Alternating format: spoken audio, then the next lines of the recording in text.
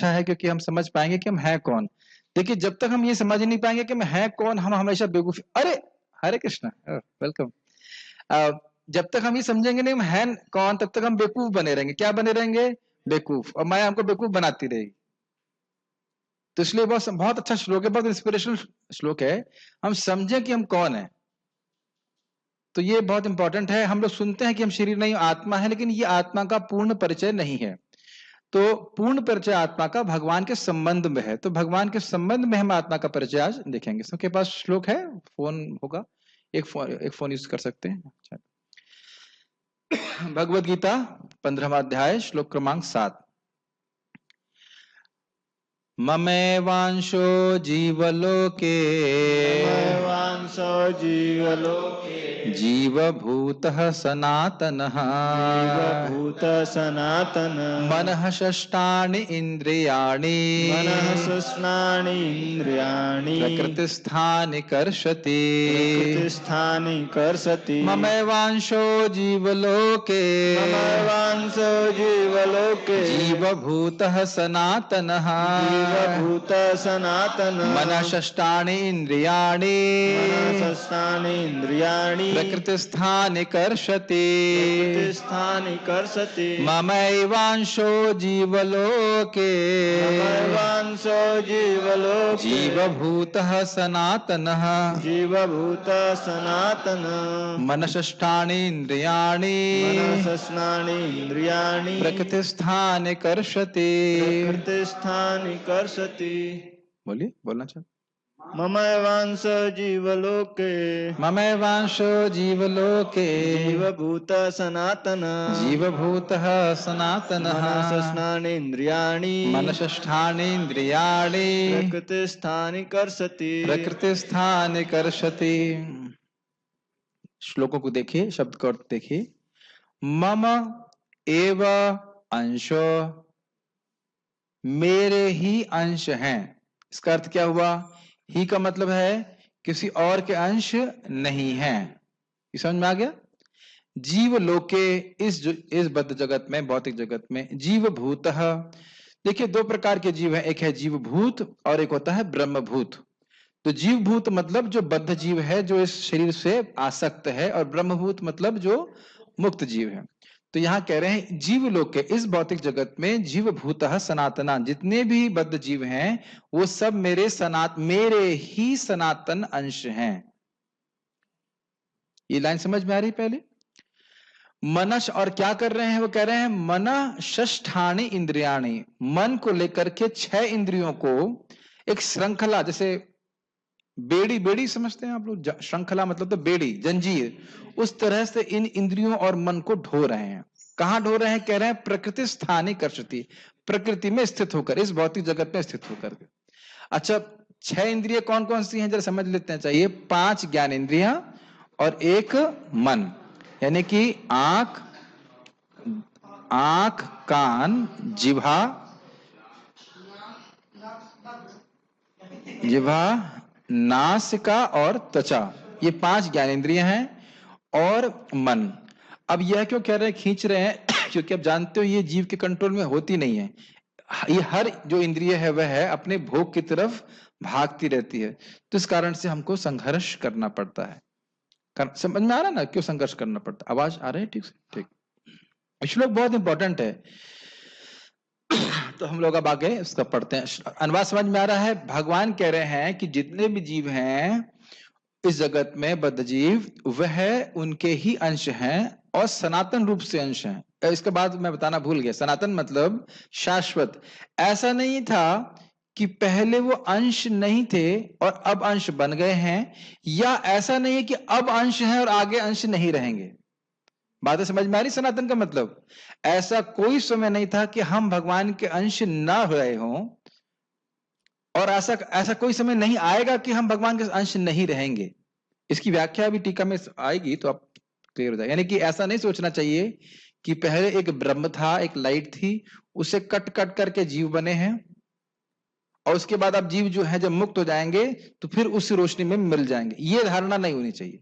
सनातन का मतलब है कि जीव का अस्तित्व हमेशा से है, बद्धावस्था में भी है और मुक्त अवस्था में भी रहेगा। इसको भगवान ने गीता में पहले भी बताया था, नात्वे वाहम जातु नासम न त्वम नेमे जनाधिपः न चैव न भविष्यामः सर्वे वयमतः परम। ऐसा कोई समय नहीं था हे अर्जुन कि मैं नहीं था, तुम नहीं थे और ये राजा नहीं थे, और ऐसा कोई समय नहीं है कि मैं नहीं रहूंगा कि तुम नहीं रहोगे, ये राजा नहीं रहेंगे। समझ रहे हैं ना मेरी बात? तो इस सनातन शब्द बहुत महत्वपूर्ण है। ठीक, अनुवाद देख रहे हैं। इस बद्ध जगत में सारे जीव मेरे शाश्वत अंश हैं। बद्ध जीवन के कारण वे छह इंद्रियों से घोर संघर्ष कर रहे हैं, जिसमें मन भी सम्मिलित है। इससे पहले कि हम टीका में जाएं, एक बहुत प्रैक्टिकल एप्लीकेशन है। हमें लोगों से कैसे संबंध जोड़ना चाहिए, कैसे जोड़ना चाहिए? यह जोड़ना चाहिए इस प्रकार से कि मैं भी भगवान का सेवक हूं और यह व्यक्ति भी भगवान का सेवक है। समझ में आ रही बात? तो मैं कैसे इस व्यक्ति को, जो भी आपके सामने आ रहा है, मैं किस प्रकार से उसे कृष्ण की ओर और उन्मुख कर सकूं, मदद कर सकूं। क्या मेरी बात है समझ में आ रही है? जब हम अपना संबंध भगवान से नहीं देखते हैं तो हम क्या सोचते हैं, इस व्यक्ति के द्वारा मुझे कैसे इंद्रिय तृप्ति प्राप्त हो जाए, इस व्यक्ति का मैं कैसे शोषण कर लूं, यही तो सोचते हैं, चाहे हम बोले नहीं। ये बात क्लियर हो रही है?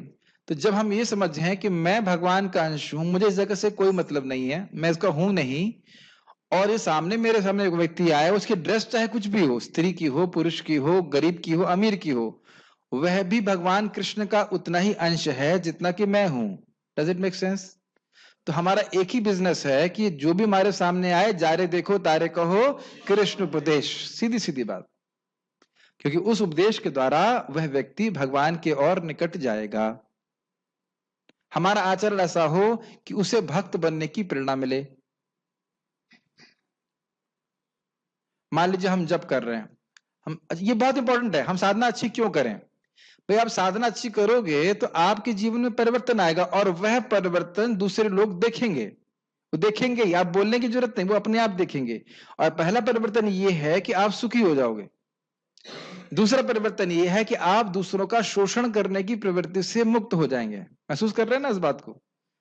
मन में आता ही नहीं कि किसी से कुछ चाहिए हमको, केवल प्रसाद को छोड़कर। थोड़ा दो रोटी मिल जाए बस, और तो कुछ दिक्कत नहीं। अपने आप ही भक्त के अंदर दूसरों को भोगने की, शोषण करने की भावना समाप्त हो जाती है। And people can very much immediately diagnose it कि ये व्यक्ति ऐसा है जो मुझसे कुछ नहीं चाहता। आप मेरी बात समझ पा रहे हैं? You are detached but you are compassionate. आप निरासक्त हैं लेकिन आप कृपालु हो जाते हैं। बहुत अच्छी कॉन्शियसनेस है। जारे देखो तारे कहो कृष्ण उपदेश। समझ में आ रहा है क्यों महाप्रभु कह रहे हैं? वही कृष्ण महाप्रभु के रूप में आ रहे हैं, वही आज्ञा दे रहे हैं। तो ये एक भक्त का एटीट्यूड होना चाहिए। अगर हम समझ रहे हैं कि मैं भगवान का अंश हूं, तो चाहे मेरे इस शरीर के रिश्तेदार हों, चाहे रिश्तेदार ना हो, वह सब भगवान के अंश हैं। मैं यही हमारे मन में एकमात्र, इंग्लिश में कहेंगे एब्जॉर्प्शन होना चाहिए, अभिनिवेश रहना चाहिए कि मैं कैसे लोगों को कनेक्ट कर सकूं। अब वो कितना ग्रहण करते हैं वह हमारे ऊपर नहीं है। कौन कितना ग्रहण करेगा ये हमारे कंट्रोल में नहीं है, लेकिन उनको प्रेरणा दी जाए, हेल्प दी जाए कि वह कुछ भक्ति कर सकें। हर व्यक्ति एक ही जन्म में भगवान के धाम थोड़ा चला जाएगा, लेकिन इसका मतलब यह तो नहीं कि वो ट्रैक ही पे ना आए। तो इस श्लोक का बहुत प्रैक्टिकल एप्लीकेशन है। मेरी बात समझ रहे हैं? अपने सामर्थ्य के अनुसार दूसरे जीवों को मदद करना, ताकि वह भगवान के इस संबंध को अपने संबंध को भगवान से समझ पाए। दरअसल हमारा और कोई काम नहीं है एज ए डिवोटी, भक्त के रूप में और कोई काम नहीं हमारा। खुद भक्ति करो और दूसरों को हेल्प करो। गीता भूषण टीका लिंक बता रहे हैं, वह कौन सा जीव है जो शरणागति की प्रक्रिया के द्वारा आपकी प्राप्ति करता है? भाई पिछले श्लोक से पिछले वाले में क्या बोला था? जो कौन योग्य व्यक्ति है जो भगवान के धाम जाएगा। फिर कल वाले में बताया कि भगवान का धाम है कैसा। तब प्रश्न यह है कि वह कौन सा जीव, कौन है जो जाएगा। तो उस जीव की व्याख्या यहाँ पे कर रहे हैं कि जीव वो है कौन, जो भगवान का ही अंश है। ऐसा कोई और कहीं से इंपोर्ट नहीं किया जा रहा है, भगवान का ही अंश है। भगवान का शरणागत होगा तो भगवान के पास चला जाएगा। वह जीव मुझ परमेश्वर का ही अंश है, ना कि ब्रह्मा जी का और ना ही शिव जी का, जो ईश्वर तो हैं परंतु परम नहीं है। बहुत सुंदर है। आप ये लाइन समझ पा रहे हैं? बहुत ही अच्छी लाइन है। पहला पॉइंट क्या है कि हमारे पिताजी कौन है? अगर मैं कहूं समुद्र तेरे बाप का मंदिर है तो क्या बोलेंगे? हाँ समझ रहे? कभी कभी भक्त में झगड़ा करते हैं, क्यों भाई तेरे बाप का मंदिर है? हाँ हाँ, हमारे बाप का ही तो मंदिर है, कृष्ण का मंदिर है, इजंट इट? शिव जी का बोले तो कहेगा तुम्हारे बाप का मंदिर है, नहीं ताऊ जी का मंदिर है चाचा जी का मंदिर है क्योंकि शिव जी ऑलमोस्ट विष्णु है, तो चाचा जी का मंदिर है, लेकिन पिताजी का मंदिर नहीं। पिताजी का मंदिर यहाँ है। क्यों? अपने बाप का घर समझ रखा है। हाँ बाप के घर में। तो हम सब लोग जो है छोटे भाई बहन बड़े हो सकते हैं, एक्चुअली छोटे बड़े भी नहीं, सभी लोग बराबर हैं। हाँ, कुछ लोग उन्नत चेतना में हैं, कुछ लोग निम्न चेतना में। मैं एक भक्त को बोल रहा था, वो एक भक्त के भाई हैं, तो उनके भैया उनकी ट्यूशन की फीस देते हैं 10,000 रुपया कुछ। हमने कहा क्यों देते हैं? क्योंकि वो देख रहे हैं कि भाई मेरा जॉब लग गया है, मैं सेटल हो गया हूं, तो मेरे भाई की मदद भी मुझे करनी चाहिए, तो वह भी सेटल हो जाए। बात लौकिक है, लेकिन बात बहुत सिंपल है। जब कोई व्यक्ति भक्त बना है और जैसे जैसे प्रगति करता है, तो अपना संबंध भगवान से देखता है, अनुभव करता है भक्ति करके मैं कितना सुखी हुआ हूं, तो अब वह देख रहा है अन्य लोग भी तो भगवान के भक्त हैं, अन्य भी तो भगवान के सेवक हैं, उनकी भी तो मदद करनी चाहिए। तब आप सच्चे भक्त बनना शुरू हुए। और जो कोई कहे हम अपना ही अपना भजन कर रहे हैं, तो अभी वह पूरी तरह प्रगतिशील नहीं हुआ है। उसे दिख नहीं रहा है कि वो अपना संबंध पूरी तरह से भगवान से नहीं देख पा रहा है। Does it make sense? तो भगवान के इसमें क्या पहले चीज सीख रहे हैं कि कृष्ण के अंश हैं, कृष्ण ही एकमात्र पिताजी हैं। ठीक? न ब्रह्मा जी हमारे पिताजी हैं और न शिव जी हमारे पिताजी हैं। सभी लोग जीवात्मा है कि नहीं? यहाँ पे बंगाली जीवात्मा कौन है? उड़िया जीवात्मा? समझ रहे हैं? ये वैष्णव अपराध होता है। तो कहते हैं ना वैष्णव, यही वैष्णव अपराध। ये उड़िया, ये बंगाली, ये ऐसे, ये सब नहीं, सब कृष्ण के अंश हैं। कृष्ण के धाम जाने पे सभी का बराबर अधिकार है। क्लियर? ठीक है। दूसरा बात क्या है कि भले ही वह ईश्वर हैं, यानी कि कंट्रोलर हैं, नियामक हैं, लेकिन ब्रह्मा जी और शिव जी परम ईश्वर नहीं है। परमेश्वर भगवान कृष्ण ही हैं, स्वराट हैं। इसीलिए कभी कभी प्रश्न आता है उसको क्यों कृपा दे दिया, उसको क्यों कृपा दे, ऐसा क्यों कर दिया? तुम्हारे पास हमारे पास ये अधिकार नहीं है कृष्ण को पूछने का कि ऐसा क्यों करते। आप ये प्रश्न नहीं कर सकते कि पूतना को मां क्यों बना दिया। यही उनकी स्वराटता है। बिना भजन के भी वो अपने धाम की प्राप्ति करा सकते हैं। नॉर्मली करते नहीं है, लेकिन आप क्वेश्चन नहीं कर सकते कि कृष्ण ऐसा क्यों कर रहे हैं। समझ पा रहे हैं? परमेश्वर मतलब उनको कोई कंट्रोल नहीं कर सकता। इसीलिए भगवान का भजन करना बहुत बढ़िया है। कितना भी कोई व्यक्ति पापी क्यों ना हो, उनका जो नाम जब करता है भगवान तुरंत उसको मुक्त कर देते हैं। कोई क्वेश्चनिंग नहीं, कोई क्वेश्चन नहीं कर सकता है कृष्ण को आप ऐसा क्यों कर रहे हैं। बहुत बढ़िया व्यक्ति की हम भजन कर। चलिए आगे बढ़ते हैं। यह जीव सनातन है, अर्थात ऐसा नहीं है कि किसी समय विशेष में इसकी रचना हुई हो, जैसे घट में स्थित आकाश। बोतल देना, खाली बोतल है, पानी भरा हुआ है, कोई खाली बोतल होता तो। चलो ये वॉम्पर दीजिए। अभी इसे मान लीजिए वॉम्पर है, इस वॉम्पर में आप ये देख सकते हो खाली स्थान है।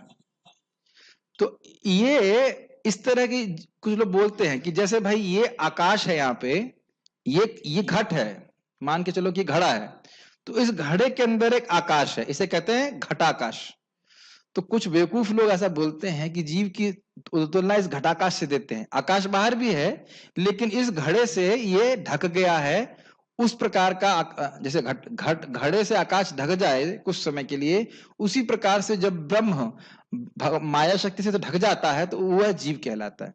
ये ऐसा है नहीं, यानी कि जैसे कि इस जो आकाश यहाँ पे है, इसकी सत्ता हमेशा तो है नहीं। अगर इसको हम तोड़ देते हैं, ये खत्म हो जाए, तो ये आकाश जो घटाकाश है समाप्त हो जाएगा।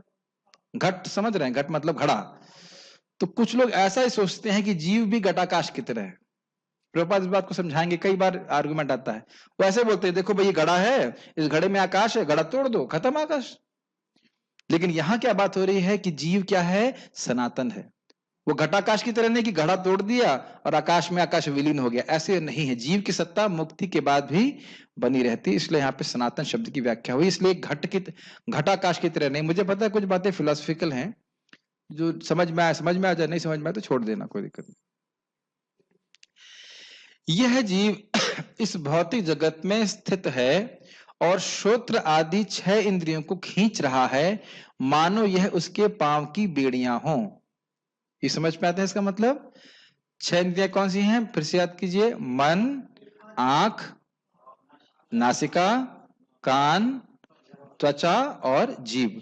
अब ये क्या कर रही है? अब तो बड़ा स्पष्ट है। हर इंद्रिय अपने इंद्रिय भोग के लिए जीव को उधर खींचती है। खींच रही है कि नहीं खींच रही? अगर ये खिंचाव ना हो तो भक्ति करने में कठिनाई आएगी? कोई कठिनाई नहीं आएगी। मन उधर भाग रहा है कहीं और इंद्रियां उधर भाग रही हैं, तो यही बोल रहे हैं। और स्पेशली भक्त लोग तो इंद्रिय संयमित कर लेते हैं, लेकिन बद्ध जीवन में आप देखिए क्या हो रहा है। मेरा मन क्या कर रहा है? मन क्या कर रहा है मतलब मेरी जीभ क्या बोल रही है खाने के लिए, या नासिका क्या सूंघने के लिए बोल रही है, आंख क्या देखने के लिए बोल रही है। उसी प्रकार से हमारा जीवन घटित रहता है, घट रहा है। सॉरी, क्या ये बातें विजय प्रभु समझ में आ रही हैं आपको? श्रृंखला क्यों बोलने समझ में आ रही है? श्रृंखला जिस प्रकार से हमारे मूवमेंट को, बेड़ियां हमारे मूवमेंट को रोक देती हैं, रेस्ट्रिक्ट कर देती हैं, उसी प्रकार से ये इंद्रियां भगवान की भक्ति नहीं करने देती हैं, जो भोग की तरफ भाग रही हैं। समझ रहे? इसलिए बोल रहे हैं। ये इंद्रियां क्या हैं, कहां से आई? तो कह रहे हैं यह सब अहंकार के उत्पादन है, जो प्रकृति के विकार के कारण उत्पन्न होता है। इसलिए कह रहे हैं प्रकृति स्थानी कर्षति, प्रकृति में स्थित होगा। मतलब क्या है? आपको याद है कि प्रधान से पूरी जगत आता है, याद है? मतलब जो क्लास में थे। अब उसमें भगवान का दृष्टिपात होता है, काल शक्ति और जीव शक्ति, उससे बनता है महतत्व। महतत्व में 3 प्रकार के अहंकार आते हैं, सात्विक, राजसिक और तामसिक। सात्विक अहंकार से क्या होता है? मन की उत्पत्ति होती है और देवताओं की उत्पत्ति होती है। तो मन की उत्पत्ति अहंकार से हुई कि नहीं? समझ में आ गया? और राजसिक अहंकार से हमारी इंद्रियों की उत्पत्ति होती है। याद आ रहा है ना? इनका नाम क्या है आपका? उद्धव प्रभु। याद है आपको? पढ़ा था कभी? धूमी धूली धूली याद आ रही? ठीक। राजसिक अहंकार में, राजसिक अहंकार से हमारी इंद्रिय बनती। कौन कौन सी इंद्रियां? ज्ञान इंद्रियां, कर्म इंद्रियां। और तामसिक अहंकार से क्या बनता है? इंद्रिय के विषय, देखने के, क्या कहते हैं उसको, रूप, रस, गंध इत्यादि। समझ आ रहा है ना? तो यही बात बोल रहे हैं कि इंद्रियां जो है वह प्रकृतिस्थ है, मतलब प्रकृति के अहंकार के द्वारा उत्पादित है। ठीक है? कोई ये हमारी जो इंद्रियां वो चिन्मय इंद्रियां नहीं है। ठीक? यह समझना होगा कि मन सात्विक अहंकार का कार्य है, मतलब उत्पादन है, और श्रोत्र आदि इंद्रियां राजसिक अहंकार का कार्य है। कार्य का मतलब होता है इफेक्ट। तो यानी कि हमारी जो इंद्रियां हैं, मन और जितने भी इंद्रियां हैं, वो क्या हैं? भौतिक हैं, ये कहा जा रहा है। आप समझ में आ रहा है? ठीक। बहुत तेज जा रहा है, समझ में आ रहा है? ठीक है। भगवान की बहुत ध्यान पूर्वक सुनिए। भगवान की शरणागति स्वीकार करके और भौतिक इंद्रियों से रहित होकर जीव भगवान के धाम में जाता है। बहुत बहुत सुंदर लाइन है, प्लीज बहुत ध्यान पूर्वक सुनिए। आध्यात्मिक शरीर और इंद्रियों से आभूषण की भांति सुसज्जित होकर जीव भगवान की शरण लेता है, उनके साथ रहता है। ये 2 बातें समझ में आ रही है? बहुत अच्छा है कि जब जीव भगवान की भक्ति करता है और जब वो भगवान के धाम जाता है, तो इन जड़ इंद्रियों के द्वारा नहीं जाता है। उसकी इंद्रियां पूरी तरह से स्पिरिचुअल हो जाती है, उसे एक आध्यात्मिक शरीर दिया जाता है, जो कि उसी की तरह सच्चिदानंद होता है। अभी आप देख सकते हो कि एक एनालिसिस कर सकते हैं, विजय प्रभु, क्या हमारा शरीर शाश्वत है इस समय? नहीं है। क्या हमारा शरीर ज्ञानमय है? नहीं है। और क्या हमारा शरीर आनंदमय है? तो तीनों ही चीज नहीं है। और हम ज्ञानमय हैं? आपका नाम विजय है? क्या हम लोग ज्ञानमय हैं? आत्मा, आप आत्मा हो ना? हाँ ठीक। हम लोग आनंदमय हैं?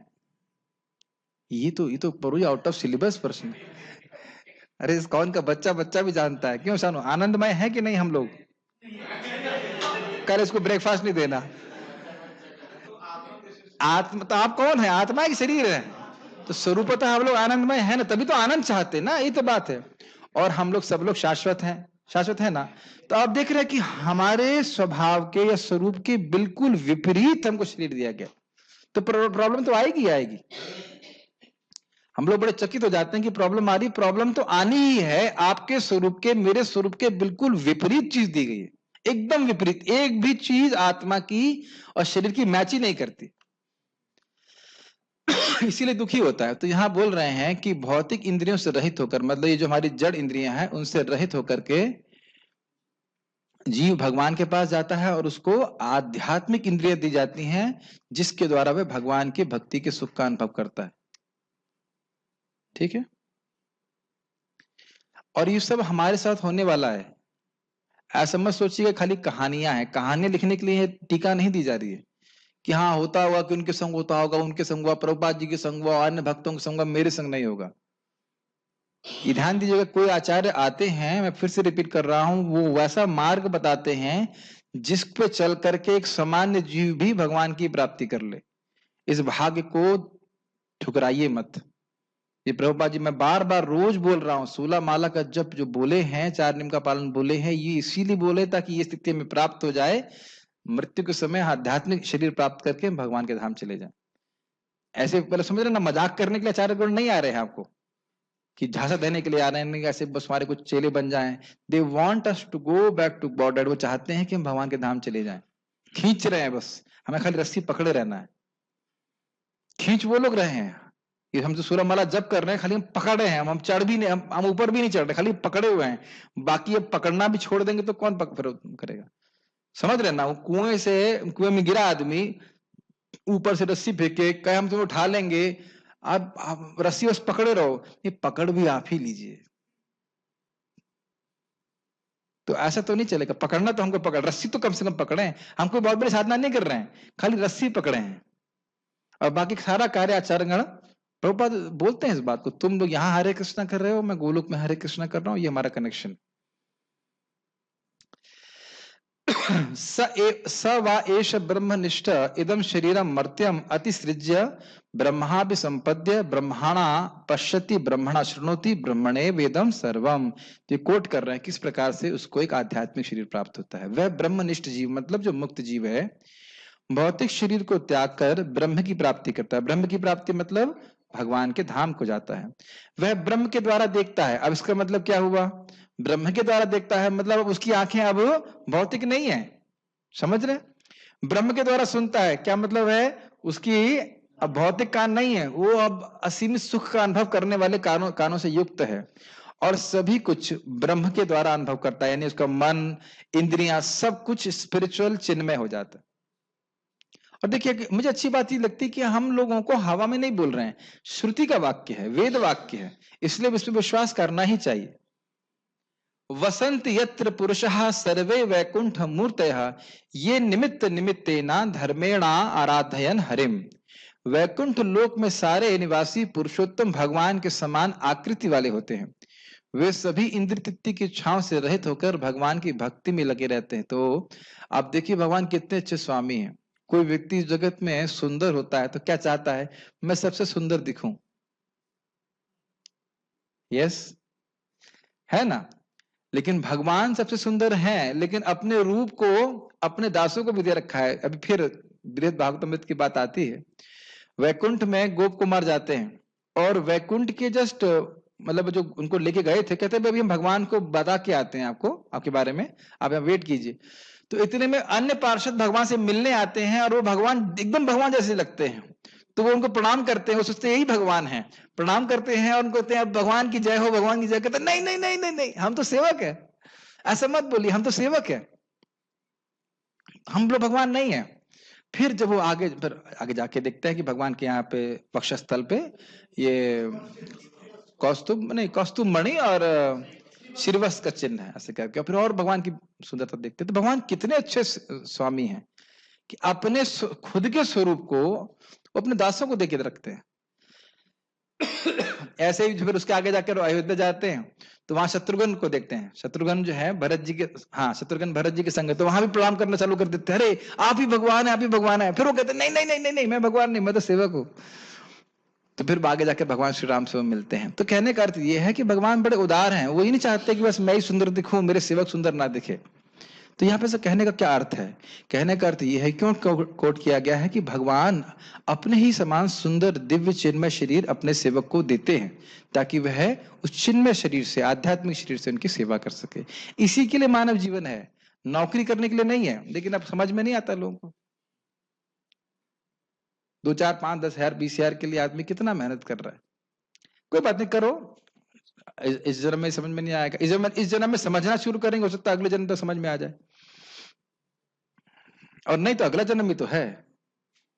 क्या कहते हैं, आज करे सो कल कर और कल करे सो परसों, ऐसी जल्दी क्या पड़ी जब जीना है बरसों। देखो आपने बोला नहीं जीव सनातन है, तो है बहुत टाइम है, क्या दिक्कत है, भजन करेंगे आराम से, इतनी जल्दी भगवान के नाम जाने की क्या जरूरत है। चलिए, कटाक्ष करना मेरा स्टाइल है। भगवत संकल्प से सिद्ध जीव एक चिद विग्रह प्राप्त करता है। बहुत सुंदर बात है, बहुत सुंदर बात है, कि लाइन बहुत सुंदर है कि ये आध्यात्मिक शरीर कैसे प्राप्त होता है जीव को, भगवत संकल्प से, भगवान के संकल्प से। जब कोई, देखिए बहुत अच्छी बात है, अभी मैं रेफरेंस तुरंत नहीं दे सकता, लेकिन बहुत सुंदर बात है कि जैसे ही कोई व्यक्ति भक्ति करना शुरू करता है, भगवान के हृदय में संकल्प तुरंत आ जाता है कि इस व्यक्ति को मुझे निर्गुण बनाना है और अपने पास लेके आना है।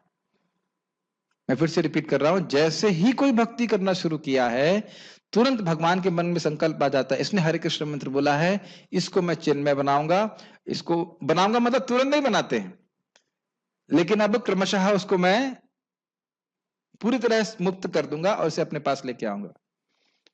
समय लग सकता है, उसकी खुद की भक्ति पे भी निर्भर करता है, लेकिन संकल्प भगवान का है। मेरी बात समझ रहे हैं? भक्त लोग, हम लोग कभी अपनी शक्ति से सिद्ध होंगे ये नहीं सोचना चाहिए।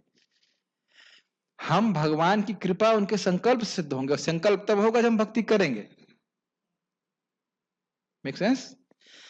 और आपको याद होना चाहिए कि भगवान के संकल्प को कोई काट नहीं सकता है, तो यानी हम सबकी सिद्धि, हाउ टू से, अश्योर्ड है, हम सब लोग भगवान के धाम जाएंगे। अब ये अलग निर्भर करता है कि कौन व्यक्ति किस प्रकार से भजन कर रहा है, कितनी तीव्र उसकी इच्छा है, उसके अनुसार समय का अंतर पड़ सकता है। कुछ लोग ब्रह्म के अंश जीव को घट के आकाश या आकाश के जल में प्रतिबिंब से उपमा देते हैं। ये मैंने आपको पहले भी समझाया था कि घड़े में आकाश है, वो घड़ा टूट गया तो जो घड़ा का आकाश है वो आकाश में मिल जाएगा, लेकिन ये बात ठीक नहीं है। ठीक है ना? ये बात ठीक नहीं है, हाँ ठीक नहीं है। या आकाश में, आकाश का प्रतिबिंब जल में दिखाई पड़ रहा है, तो अब जल समाप्त, प्रतिबिंब समाप्त। इस प्रकार की धारणा जीव के संबंध में नहीं करनी चाहिए। जीव को एक सेंस में भगवान का रिफ्लेक्शन बोलते हैं, उसकी टीका में हम व्याख्या पढ़ेंगे, लेकिन इस तरह से नहीं है कि बस अब जल समाप्त तो जीव समाप्त। जीव का अस्तित्व कभी भी समाप्त नहीं हो सकता है। आप लोग को बता दें कि आप लोग कभी मर नहीं सकते हैं, पता है आपको? राजकुमार पता है, मर नहीं सकते कभी? मर सकते हैं? नहीं मर सकते, हम कभी नहीं मर सकते। जीव अविनाशी है, कोई कभी नहीं मरता है, केवल ड्रेस चेंज करते हैं। कल भी यही टी शर्ट पहने थे जो आज पहने हो, आज अलग पहने ना, तो आज दूसरे राजकुमार है कि वही राजकुमार है? तो टी शर्ट तो अलग पहने हैं। समझ में आ रहा है ना? जैसे हम लोग कपड़े चेंज करते हैं, आदमी चेंज नहीं होता है, उसी प्रकार से शरीर परिवर्तित होता है, आत्मा कभी नहीं मरती है। समझ में आ रहा है? ठीक है, इसकी हम व्याख्या करेंगे तो सुनते चले जाइएगा। उनका ऐसा मत है कि ब्रह्म का एक अंश अंतःकरण के हस्तक्षेप के कारण ब्रह्म से अलग हो जाता है। प्रतिबिंब के नष्ट होते ही या घड़े या जल के नष्ट होते ही आकाश अपनी शुद्ध स्थिति में वापस आ जाता है, तो उसी प्रकार अंतःकरण के नाश होते ही या प्रतिबिंब के नष्ट होते ही जीव जो ब्रह्म का अंश था वह वापस अपनी ब्रह्म की शुद्ध अवस्था को प्राप्त हो जाता है। बहुत लंबा कठिन बात हो गई, इजी तरह बता रहा हूं। देखिए, अंतःकरण मतलब मन बुद्धि अहंकार। तो क्या कहते हैं? वो कह रहे हैं कि एक ब्रह्म ज्योति है, ब्रह्म उसको कहते हैं, ज्योति नहीं कहते, ब्रह्म कहते हैं। तो उस ब्रह्म के किसी एक अंश को ये जो अंतःकरण है, जो सूक्ष्म शरीर है, उसने ढक लिया, ऐसे काट लिया, ऐसा वो बोलते हैं। और उसके बाद वह ब्रह्म जो है अपने को जीव मानने लगा, ये शरीर मानने लगा। तो जैसे ही ये सूक्ष्म शरीर हट जाएगा, समाप्त हो जाएगा, वो जो ब्रह्म है उस ब्रह्म में जाकर के मिल जाएगा, ये वो बोलते हैं। लेकिन इसमें क्या गड़बड़ है? अगर ये व्याख्या हम स्वीकार करते हैं तो इसमें गड़बड़ क्या है कि चलो ये मान लिया कि वह ब्रह्म उस पहली बात तो यह है कि ब्रह्म को काटा नहीं जा सकता। ब्रह्म को आप इस प्रकार से ऐसे कैंची की तरह पीसीज में नहीं काट सकते, एक बात तो ये। दूसरा कि क्या इससे जीव का सनातनत्व सिद्ध होता है? नहीं होता। यहां भगवान कह रहे हैं कि जीव जो है वो क्या है? वो सनातन है। और अगर हम ऐसी व्याख्या करें कि भाई ब्रह्म था, वो आकाश की तरह था और बाद में वो खत्म हो गया, तो ये कहने का अर्थ हुआ कि जीव का अस्तित्व मुक्त अवस्था में समाप्त हो जाएगा। तो ये गलत हुआ कि नहीं हुआ? मेरी बात समझ में आ रही है? नहीं? पर आप कह रहे हो कि भाई आकाश है, आकाश का प्रतिबिंब जो है जल में दिख रहा है, तो जल समाप्त तो प्रतिबिंब समाप्त, तो वहां पे भी जीव की सत्ता समाप्त होने का बोध हो रहा है। तो इसलिए दोनों ही एक्सप्लेनेशन गलत हैं। ये फिलॉसफी समझ में आ रही हो प्रभु? नहीं समझ में आ रही? कोई बात नहीं। आप लोग सोच रहे हैं कि मैं इस बातें आउट ऑफ कोर्स बोल रहा हूं, और अभी आपको प्रभुपाद जी के तात्पर्य में दिखा दूंगा। अभी प्रभुपाद जी के तात्पर्य में दिखेगा, इसीलिए व्याख्या कर रहे हैं। ये कभी मत सोचिए कि हम आउट ऑफ सिलेबस बोल रहे हैं या प्रभुपाद जी को छोड़ देते हैं। प्रभुपाद कभी छोड़ते नहीं है, हम छोड़ देते हैं और आगे निकल जाते हैं। ये प्रॉब्लम है। कोई चीज कठिन आएगी उसे छोड़कर चलो ये दूसरे बड्डी वोटी समझेंगे, हम नहीं समझेंगे आगे जाके। और ये इंडिया में बहुत फिलोसफी चलती है, घटाकाश पटाकाश, घटाकाश पटाकाश। घटाकाश मतलब घड़े का आकाश, पटाकाश मतलब बड़ा वाला आकाश। आप ये विश्वास कीजिए, ये तो सच्ची घटना है। एक भक्त की दीक्षा हो गई, हम ही ने दीक्षा करवाई थी, और मैं प्रवचन कर रहा था, कहते अच्छा अच्छा। वो सोच रहे थे कि उनका फिलॉसफी ये थी, वो ब्रह्म कुमारियों के सब पहले सत्संग कर चुके थे महत्पुरुषों का, तो हाँ, तो उनका फिलॉसफी ये है कि पहले ब्रह्म था, एक ब्रह्म, और उससे कट करके बहुत सारे जीव बन जाएंगे, तो अब बाद में ये जीव फिर जुड़ करके ब्रह्म में मिल जाएंगे। ये उनकी पूरी फिलॉसफी थी। तो इस्कॉन में आए तो एक बात तो समझ में आ गई कि जीव जो है आध्यात्मिक जगत में जाकर के भगवान की सेवा करता है, लेकिन पीछे वाला जो पूंछ थी वो नहीं कटी। मतलब वो वही सोचते थे कि एक ब्रह्म है, उससे सारे जीव आए हैं, अब वो जीव मुक्त होकर के भगवान के धाम चले जाएंगे। देख रहे हैं कैसे वो जो पुच्छड़ रहा है वो लगा रहता है उसमें। ना तो जीव इस प्रकार से एक समूह से आया है, और ना वह जाकर के समूह में विलीन होने वाला है। पूरी फिलोसफी समझ में आ रही है? जीव हमेशा भगवान का अंश है। ऐसा नहीं था कि वो एक ब्रह्म के पुंज से कट करके आया, ऐसा नहीं है। प्लीज समझिए इस बात को। ये फिलॉसफी बहुत प्रेवलेंट है भारत में, कि एक उस ब्रह्म से ही आई है सब चिंगारी की तरह, और फिर उसी में जाके मिल जाएंगे। गर्भोदक्षा विष्णु सांस लेते हैं, तो इसमें ये तो नहीं मतलब है ना कि ब्रह्म से कट कट के जीव आ रहे हैं बाहर। जीव हमेशा वहां पे सुप्त अवस्था में रहते हैं अणु रूप में, फिर वो बाहर आते हैं। ये तो नहीं बोला जा रहा है कि सब एक साथ चिपके हुए थे, वो काट काट करके भी इसका इस साइज का जीव काट करके, ऐसा तो कटने का कोई संभावना ही नहीं तो भगवान गीता में क्यों बोलते इन आत्मा को काटा नहीं जा सकता, सुखाया नहीं जा सकता, बोलते हैं कि नहीं बात? यस। तो इस सब बातें फिर सब भगवान की गलत हो जाएंगी। तो इसलिए इन सबको समझते हुए चलना चाहिए। यहां देखिए बुद्धि थोड़ी चलानी पड़ेगी। भगवत गीता का ज्ञान बहुत जरूरी है। इस तरह की बातें जब प्रचार आप करेंगे तो जरूर आपके सामने पाएंगे। जब भी कोई इस प्रकार से बोले कि ब्रह्म था, उससे जीव कट के, उसके बाद फिर कट के फिर मिल जाएंगे, तुरंत आप इस श्लोक कोट कर सकते हैं कि नहीं, जीव की सत्ता सनातन है। एक बार आप लोग उसको दोबारा पढ़ेंगे तो जरूर समझ में आ जाएगा। अगले साल अच्छा एक पुरुषोत्तम मास अच्छा टाइम पढ़ लीजिएगा। उस श्लोक के अंश शब्द की, आप तरह अंश की बहुत सुंदर व्याख्या देखिए। इस श्लोक के अंश शब्द की यह व्याख्या स्वीकार नहीं की जा सकती, क्योंकि इसके विरुद्ध में वाक्य है। भगवान कह रहे हैं कि जीव समूह उनका अंश है, और शाश्वत अंश है, न कि क्षणिक अंश। ये लाइनें समझ में आ रही हैं?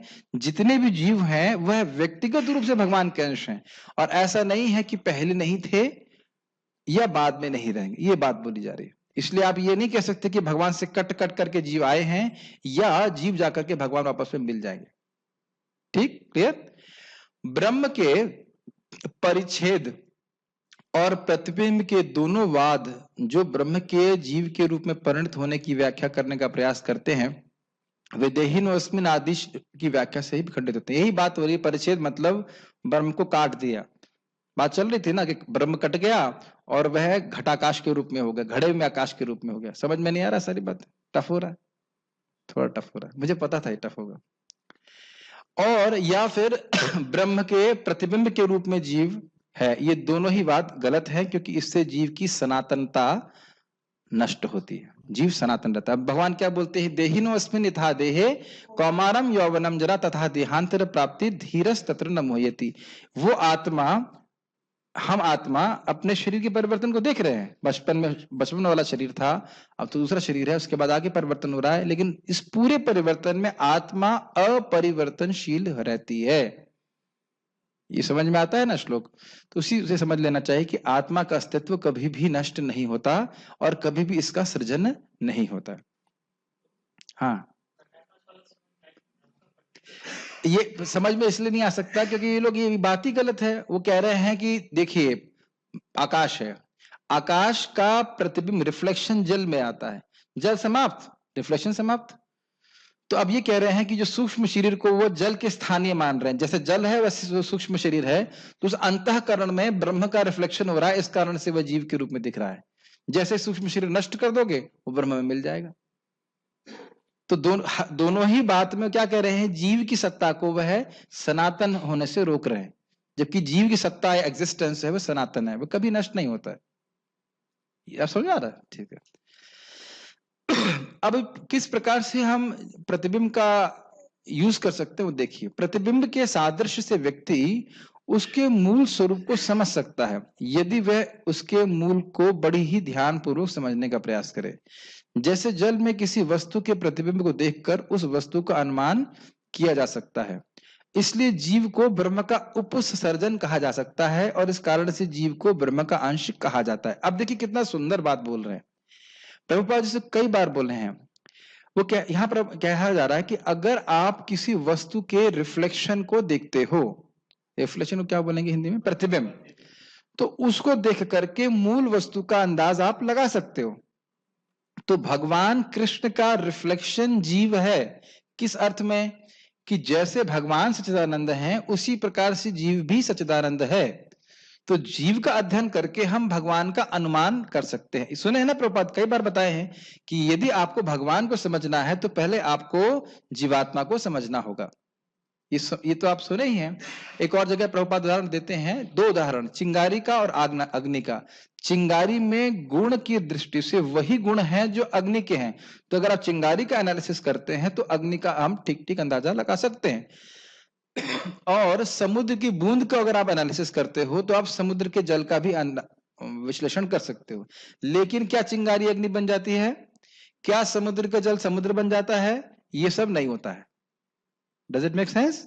यही बात मैं बोल रहे हैं कि अगर आप प्रतिबिंब की बात करें तो जीव का भगवान के रिफ्लेक्शन के रूप में है, मतलब भगवान के जो गुण है अंश मात्र में वह जीव में प्रकट हो रहे हैं। समझ रहे हैं बातें? लेकिन यह नहीं सोचना चाहिए कि बस अब हमारा सूक्ष्म शरीर नष्ट हो गया और उसके बाद जीव की सत्ता ही समाप्त हो जाएगी। यहां हमने क्या सीखा है, जब ये सूक्ष्म शरीर नष्ट हो जाएगा तो फिर हमें क्या प्राप्त होगा? आध्यात्मिक शरीर प्राप्त होगा, जिसके द्वारा हम भगवान के धाम में हमेशा सेवा कर पाएंगे।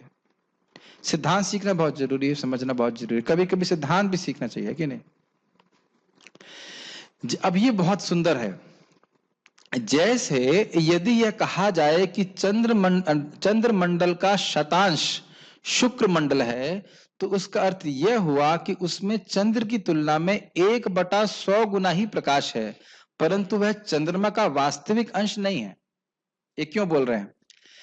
अगर ये कहा जाए कि चंद्रमा के प्रकाश का 1/100 भाग शुक्र मंडल, शुक्र मतलब एक दूसरा ग्रह है, उसमें है, तो कहने का क्या अर्थ है कि जितना चंद्रमा का प्रकाश है उसका 1/100th अंश ही शुक्र ग्रह का है। ये बात समझ में आ रही है? हिंदी समझ में आ रही? मेरी नहीं आ रही? समझ में आ रहा है ना? हाँ। तो अब इसका अर्थ ये नहीं है कि शुक्र ग्रह जो है वह चंद्रमा का भाग है। ऐसा नहीं है कि चंद्रमा को काट करके 1/100 पीस काट करके शुक्र ग्रह बनाया गया है। आकाश समझ में आ रही है बात कि नहीं आ रही? घटाकाश की पटाकाश? घटाकाश फिर तो नहीं समझ में आया ना, घटाकाश ना पटाकाश। थोड़ा पानी पिलाया जाए क्या? बेहोश तो नहीं हो रहे समझने में? ये लाइन समझ में आ रही है आपको? ये बहुत सिंपल है, कठिन नहीं है भाई। शुक्र मंडल या शुक्र ग्रह का अस्तित्व अपना अलग है और चंद्रमा का अस्तित्व अपना अलग है। तो ये कहना कि इसका प्रकाश उसका इतना अंश है, इसका मतलब है कि इतना भाग प्रस्तुत कर रहा है। ये नहीं है कि शुक्र मंडल का चंद्रमा को काट के बनाया गया। तो भगवान जब ये कह रहे हैं कि जीव मेरा अंश है, मतलब भगवान के गुणों को कुछ किंचित मात्र में वह जीव प्रस्तुत करता है। ऐसा नहीं कि भगवान को काट करके जीव बनाया गया है। भगवान को काटा नहीं जा सकता है। मेरा मुंह सूख जाएगा बोलते बोलते लग रहा है, लेकिन समझ में नहीं आया किसी को। आ रहा नहीं आ रहा है? आ रहा है ना? अंश कहने का मतलब समझ रहे हैं, भगवान के गुणों का कुछ अंश का प्रकाशन जीव करता है। समझ ना, समुद्र के सारे गुणों को एक बूंद में नहीं कर सकते, लेकिन कुछ गुणों का अंश उस समुद्र की बूंद में आता है। यस प्रभु। प्रभु जी, इससे तो ये समझ आता है कि मतलब हम भगवान से अलग नहीं हुए हैं, यही कहा जा रहा है ना? अलग नहीं हुए हैं मतलब भगवान को काट काट करके जीव नहीं बनाया गया है। जीव की सत्ता हमेशा है और भगवान की सत्ता हमेशा है, लेकिन जीव में भगवान के कुछ गुण होते हैं, इसलिए उनको भगवान का अंश कहा जा रहा है। प्रभु जी, एक चीज देखी जाए, जैसे भगवान अनंत है, इन्फिनिट है, अगर इन्फिनिट में से कुछ निकाला जाए तो फिर भी वो इन्फिनिट। अरे बाबा, लेकिन आप ये कह नहीं सकते कि कुछ निकाला जाए, क्योंकि कभी कुछ निकाला जाता नहीं है। आप ये एज्यूम कर रहे हो कि इन्फिनाइट से कुछ निकालेंगे तो इन्फिनाइट रहेगा, लेकिन आप वहां पे फिर ये कह रहे हैं कि भगवान को काटा जा सकता है। ऐसा कहीं वर्णन नहीं है कि काट काट करके भगवान जीव के रूप में हुए, ऐसा कभी नहीं है।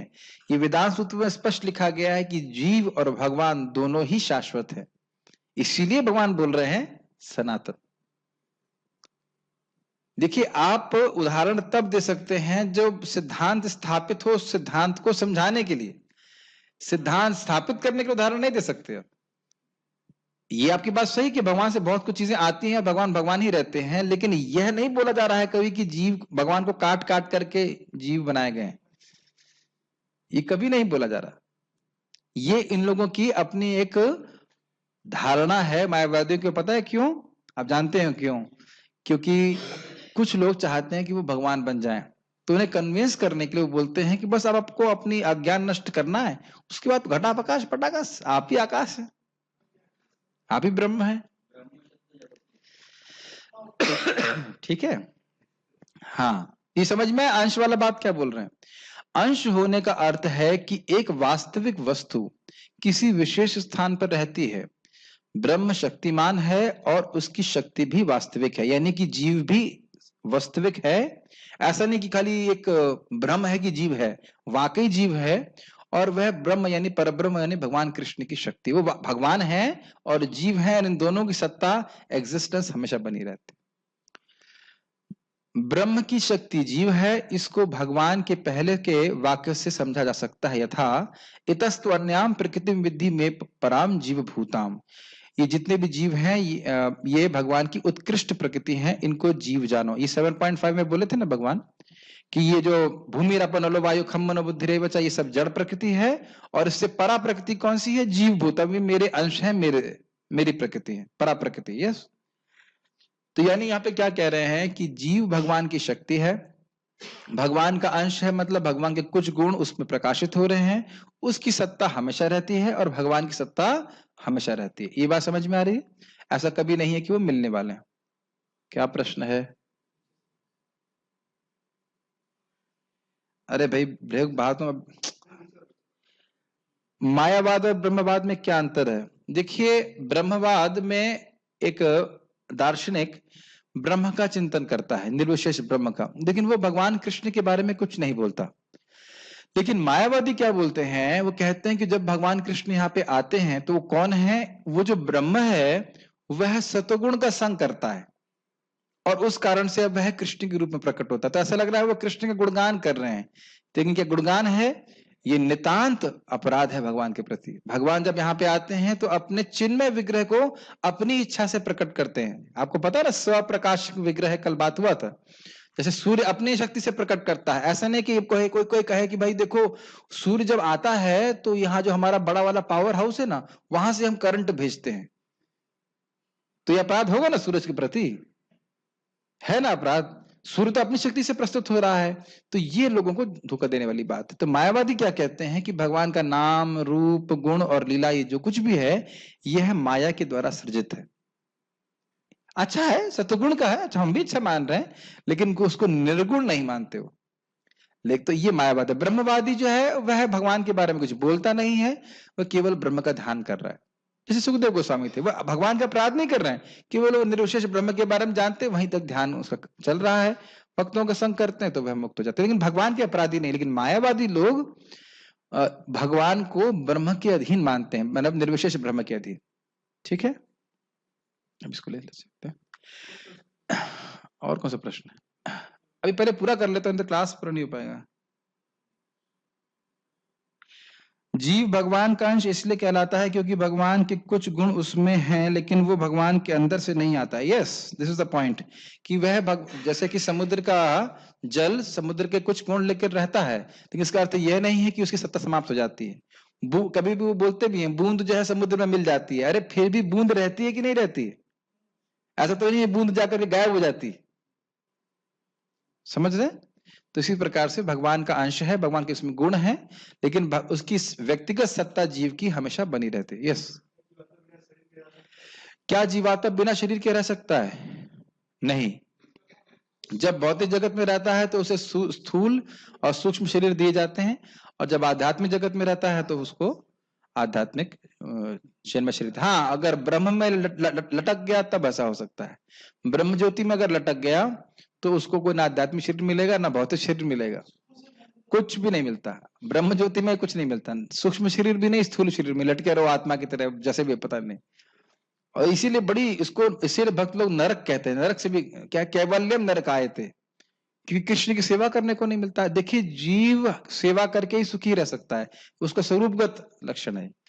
तो अब ब्रह्म में कहीं सुख है ही नहीं वस्तुतः, क्योंकि वह है कहीं सेवा का मौका ही नहीं, इंद्रिय ही नहीं आपके पास सेवा करने के लिए, इसीलिए वहां से गिर जाते हैं लोग। इसलिए क्योंकि जीव एक विशेष स्थान में रहता है और वह भगवान से अलग रहता है, परंतु कुछ समानता भी रहती है, इसलिए जीव को भगवान का अंश कहा गया है। समझ में आ गया बात? भगवान की प्रकृति है, भगवान की उत्तम प्रकृति है, और उसका अस्तित्व है, इस रूप से भगवान से कहा जा रहा है कि वो अंश है। लेकिन यह नहीं सोचना चाहिए कि भगवान को काट करके जीव बनाया गया। बार बार मैं ये बात रिपीट कर रहा हूं क्योंकि ये इस टीका का मुख्य फोकस है, प्रभुपाद जी का तात्पर्य। यहां तक सब चीजें समझ में आ रहा होगा। इस श्लोक में जीव का स्वरूप स्पष्ट है। जीव परमेश्वर का सनातन रूप से सूक्ष्म अंश है। सूक्ष्म मतलब है बहुत छोटा है। ऐसा नहीं है कि बुद्ध जीवन में वह एक व्यष्टित्व धारण करता है और मुक्त अवस्था में वह परमेश्वर से एकाकार हो जाता है। इसकी व्याख्या हमने करी थी कि नहीं? ऐसा नहीं कि पहले एक ब्रह्म था और वो कुछ कटवुट करके बद्ध होकर के यहाँ पे आ गया जीव के रूप में, अब जब मुक्त हो जाएगा तो वापस ब्रह्म में मिल जाएगा। ऐसा सब नहीं है, हमेशा जीव की अस्तित्व बना रहता है। वह सनातन का अंश रूप है। यहाँ पर स्पष्टतः सनातन कहा गया है। वेद वचन के अनुसार परमेश्वर अपने आप को असंख्य रूपों में प्रकट करके विस्तार करते हैं, जिनमें से व्यक्तिगत विस्तार विष्णु तत्व कहलाते हैं और गौण विस्तार जीव कहलाते हैं। दूसरे शब्दों में विष्णु तत्व निजी विस्तार हैं और जीव विभिन्नांश हैं, पृथकीकृत अंश हैं। अपने स्वांश द्वारा वे भगवान राम, नरसिंहदेव, विष्णुमूर्ति तथा वैकुंठ लोक के प्रधान देवों के रूप में प्रकट होते हैं। विभिन्नांश अर्थात जीव सनातन सेवक होते हैं। भगवान के स्वांश सदैव विद्यमान रहते हैं। इसी प्रकार जीवों के विभिन्न अंश के अपने स्वरूप होते हैं। परमेश्वर के विभिन्न अंश होने के कारण जीवों में भी उनके आंशिक गुण पाए जाते हैं, जिनमें से स्वतंत्रता एक है। इससे पहले आगे बढ़े हम समझ लेते हैं। दो प्रकार के अंशों का वर्णन हुआ, कौन से? स्वांश और विभिन्न अंश। जब ये कहा जा रहा है कि भगवान अपने आप को विस्तारित करते हैं, तो कृपया ये मत सोचिए कि किसी समय विस्तारित करते हैं। आप कहेंगे कि अरे भगवान ने अपने आप को भगवान श्री राम के रूप में विस्तारित किया, कब किया? पहले कब? हाँ, यानी कि उंगली जाएगी तो ऊपर, लेकिन पहुंच नहीं पाएगी कब? हमेशा से, फिर रिपीट कर रहा हूं, हमेशा से भगवान अपने आप को विभिन्न विष्णु स्वरूपों में विस्तारित किए हुए। ये दोनों ही बात सत्य है, वो उनके विस्तार भी हैं और अनादि भी हैं। उसी प्रकार से जीव भगवान का अनादि सेवक है। अनादि काल से वह भगवान का ही अंश है, लेकिन आप ये नहीं कह सकते कि जीव कभी किसी समय भगवान से आया हो। ये बात समझ में आ रही है? अच्छा, इन दोनों के अर्थ को समझ लेना चाहिए। स्व अंश का अर्थ क्या होता है? राम, विष्णु, वराह, नरसिंह, जितने भी भगवान के स्वरूप हैं, वह भगवान के कितनी शक्ति, उनमें कितनी शक्ति होती है? अगर भगवान में 100% शक्ति है कृष्ण में, तो भगवान विष्णु में कितनी शक्ति है? 100% ही। इसीलिए उनको स्वांश कहा जाता है। लेकिन क्या अंतर है? अपनी ही इच्छा से भगवान उन स्वरूपों में अपनी शक्ति को पूर्ण रूप से प्रस्तुत नहीं करते। ये नहीं कि वो भगवान नहीं है या इनके पास शक्ति नहीं है, मैं पहले भी समझा चुका हूं, खाली रिवाइज करा रहा हूं। और विभिन्नांश का मतलब क्या है? कि गुणात्मक रूप से वे भगवान के ही जैसे है, सच्चिदानंद हैं, और भी भगवान का जो गुण है कुछ कुछ मात्रा में जीव में है, लेकिन वो भगवान के समान कभी भी शक्तिशाली हो ही नहीं सकता है। ठीक है, ये असंभव चीज है, हम कभी भगवान बन नहीं सकते। जो भगवान है वो भगवान है, और जो जीव है सो जीव है। Make sense? ओके। इसमें श्रील प्रभुपाद जी ने बहुत सुंदर बात बोली है, कह रहे हैं कि जिस प्रकार से भगवान स्वतंत्र हैं, ऐसे ही जीव भी कुंचित मात्र में स्वतंत्रता को प्राप्त है। और वो क्या स्वतंत्रता है? कि वह या तो माया की सेवा करे या वह कृष्ण की सेवा करे, और कोई स्वतंत्रता नहीं है। क्या स्वतंत्रता है विजय? या तो माया की सेवा करे और या फिर वह कृष्ण की सेवा करे। अब इसमें बहुत सारे रहस्य हैं। अगर हमें भक्तों का संग प्राप्त नहीं है, अगर हम सतगुण में नहीं रहते, तो हम माया, हमारे पास अपनी स्वतंत्रता का उपयोग करने की शक्ति नहीं रहती। ये सब पता नहीं समझ में आ रही है कि बात, ये नहीं आ रही है, लेकिन ये बड़ी गंभीर बात है। जब व्यक्ति भक्ति करता है तब उसको समझ में आता है कि अपनी स्वतंत्रता का वह कैसे सदुपयोग करे। आकाश, मेरी बातें समझ में आ रही हैं? परशुराम, आपको प्रसाद खाना चाहिए कि भोग खाना चाहिए? क्या उत्तर है परशुराम? आपका नाम परशुराम है? अभी आपसे प्रश्न करेंगे तो फिर उत्तर नहीं दे पाएंगे। आपसे भी प्रश्न करेंगे, आपका नाम भूल रहा हूं मैं भी। परशुराम, आपको भोग खाना चाहिए कि प्रसाद खाना चाहिए? भोग मतलब जो खाना भगवान को अर्पित नहीं है। इसमें क्या मुश्किल है? प्रसाद खाना चाहिए। आपने कहा प्रसाद ही खाना चाहिए। दैट मीन्स एक डिवोटी होने के नाते हम समझ गए कि हमें क्या खाना चाहिए। क्या हम प्रसाद खा सकते हैं कि होटल में जाके भी खाना खा सकते हैं? आपका अपना परशुराम? क्या परशुराम बताइए? मैं कह रहा हूं कि क्या हम होटल में जाके खा सकते हैं कि हम प्रसाद ही खा सकते हैं? क्या हम बाध्य हैं प्रसाद खाने के लिए? बाध्य समझते हैं? क्या हम मजबूर हैं प्रसाद खाने के लिए? नहीं समझ पा रहे हैं। आप बताओ, आपका नाम भूल गए, नाम क्या है? नयानंद। नयनानंद, क्या आप बाध्य हो प्रसाद खाने के लिए? अरे यार, आपको बुद्धि नहीं। हम लोग बाध्य नहीं है। बाध्य मतलब मजबूर नहीं है। होटल में भी खा सकते हैं और प्रसाद भी ग्रहण कर सकते हैं, लेकिन भक्तों के संग में आकर के अब हमारे पास बुद्धि है कि हमें भगवान का प्रसाद ही ग्रहण करना चाहिए। आप समझ में आई बात? यानी कि स्वेच्छा तो हमारे पास है, लेकिन उस स्वेच्छा का कैसे उपयोग करना है, ये भक्तों के संग में आके वो सीखते हैं। सुबह 4 बजे उठना चाहिए कि 10 बजे उठना चाहिए? 10 बजे उठना चाहिए। हम बाध्य नहीं है सुबह 4 बजे उठने के लिए, लेकिन अपनी स्वेच्छा का प्रयोग करना सीख रहे हैं ताकि हम भगवान की सेवा करना सीखें। ये कब हो पाता है? जब भक्तों का संग करते हैं। नहीं तो पता ही नहीं, इजंट इट? बाहर के लोगों को तो पता ही नहीं है कि कितने बजे क्या खाना चाहिए या नहीं चाहिए, खाना चाहिए। समझ में आ रहा है मेरी बात? ये बात बोल रहे हैं। अब इसे और क्यों स्वतंत्रता भगवान ने दी है? यदि हम स्वतंत्र ना हो तो हम भगवान से प्रेम नहीं कर सकते। आकाश, आप समझ पा रहे बात? For love there has to be independence. तो इसलिए यह प्रश्न नहीं करना चाहिए अरे भगवान ने हमें क्यों भेज दिया, अरे हमें स्वतंत्रता दी ही क्यों? नहीं तो हमारा भगवान से प्रेम हो नहीं पाता। प्रत्येक जीव का आत्मा रूप में अपना व्यष्टित्व और सूक्ष्म स्वातंत्र होता है। ये बातें समझ में आ रही हैं? उद्धव द्वारकाधीश प्रभु समझ में आया? व्यष्टित्व समझ में आया? आपको समझ में आया है क्योंकि आप ही बात ध्यान दे रहे हैं, क्योंकि मैंने आपका ही नाम पुकारा है, मुरारी को नहीं बुला रहा हूं। अब मुरारी हंस रहा है। क्यों मुरारी हंस रहा है? क्योंकि मुरारी का नाम ले रहा हूं। आप क्यों नहीं हंस रहे हो? क्योंकि आपका नाम नहीं ले रहा हूं। मेरी बातें समझ में आ रही हैं आपको? कृष्णा, जब मैंने बोला कृष्णा तो कृष्णा ही हाँ हाँ कर रहे हैं। पांडे जी आप देख रहे हैं बोला जा रहा है सबको, लेकिन एक व्यक्ति जिसका जो नाम है वही उसको हाँ हाँ हाँ हाँ ना ना ना ना कर रहा है। इसे कहते हैं व्यष्टित्व। मैं हूं और मैं अन्यों से अलग हूं। समझ में आ रहा है? राम राम नाम है ना, राम सुंदर, यस। इसे कहते हैं व्यष्टित्व। आपका व्यष्टित्व आपका एक स्पेशलिटी है। कृष्ण को आपकी व्यक्तिगत सेवा से एक विशेष सुख मिलता है। ये बहुत अद्भुत बात है। ये बड़ा सुंदर है। जूम में जब मैं किसी एक भक्त को देख तरफ मुस्कुराता हूं तो बाकी सब लोग सोचते हैं ये प्रभु मेरी तरफ देख के मुस्कुरा, वो भी मुस्कुराने लग जाते हैं। हमने कहा ये तो हमने बहुत भी जगह तो भी कर दिया, कृष्ण भी ऐसे करते हैं।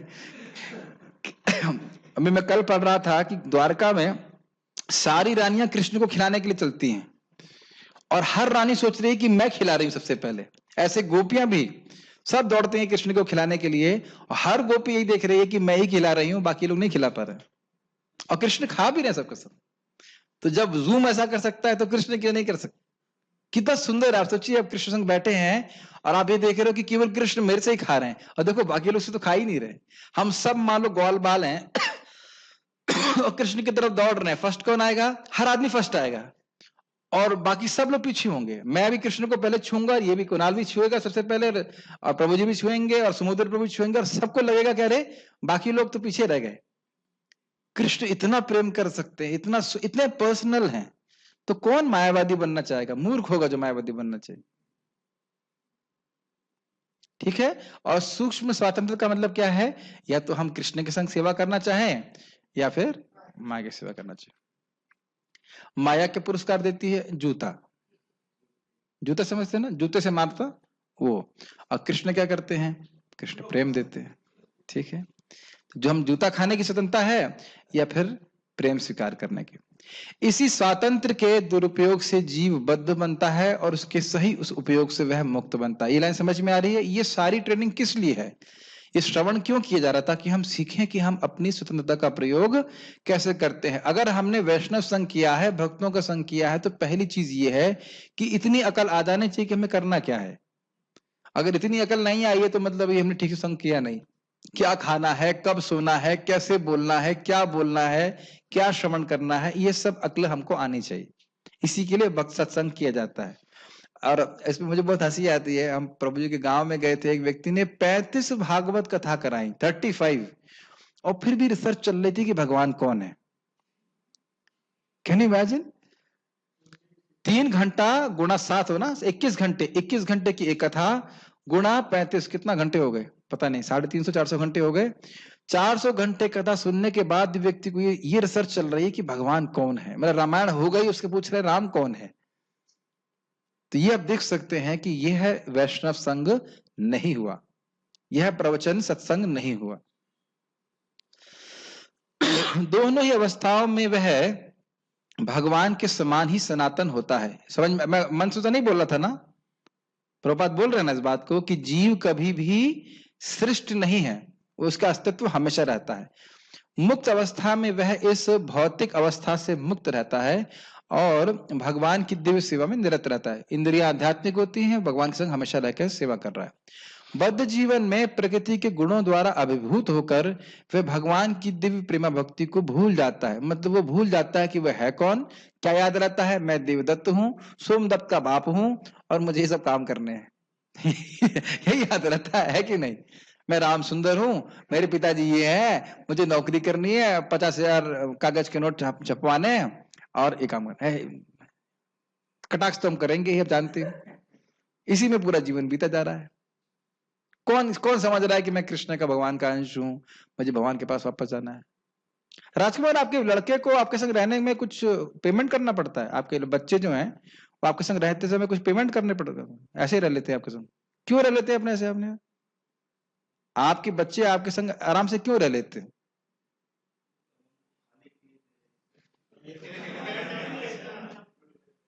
क्योंकि वो आपके बच्चे हैं। सिंपल बात। आप मेरी बात समझ पा रहे हैं? किसी के बच्चे को उसके संग रहने के लिए, अपने पिता माता के संग रहने के लिए कोई अधिकार, कुछ योग्यता चाहिए।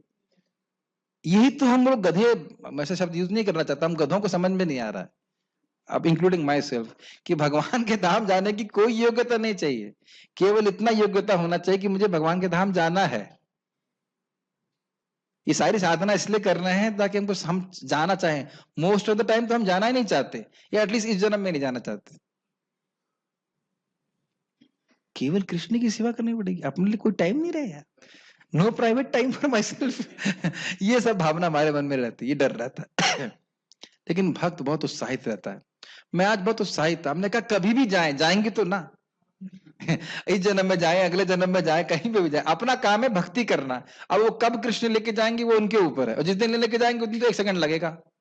जिस दिन सोच लिया चलो भैया प्रेम कृष्ण को वापस लेके आना, बहुत हो गया, चलो चलो भाई वापस भेज देंगे, वे मान लेके चले जाएंगे, खत्म। तो इतना चिंता क्या करना है कब जाना है। हमारी चिंता ये है कि हमें कृष्ण की सेवा करनी।